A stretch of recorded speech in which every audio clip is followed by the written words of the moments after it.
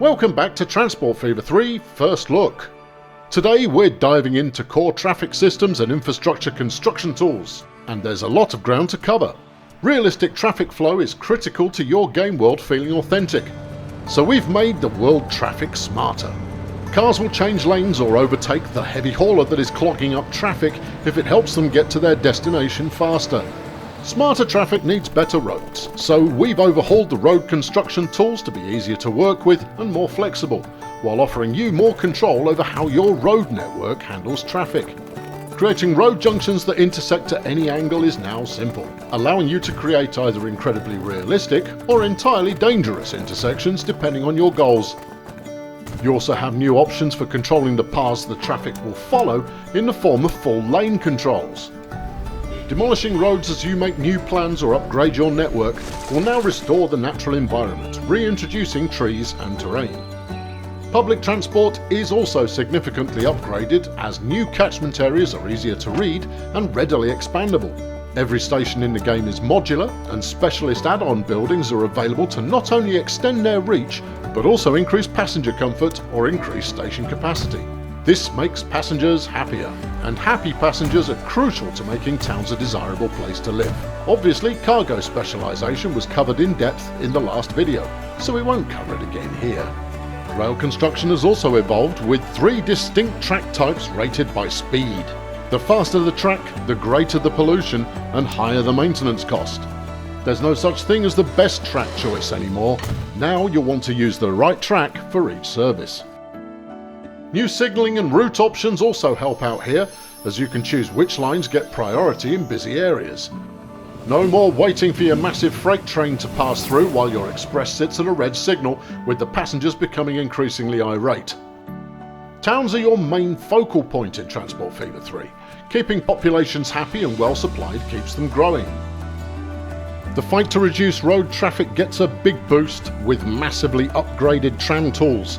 Extend or reposition tram tracks to use whichever lane keeps it moving most effectively, and both pedestrian crossings and traffic lights can be moved to make sure that the downtown rush hour is something your citizens never need to experience. Pollution will negatively impact a town and its local region, with noise significantly affecting residential areas. To truly stay on top of the problem, you will want to make use of noise barriers to mitigate sound, while tree-lined avenues help reduce pollution. If you need more space to run your network, you can also take your trams underground.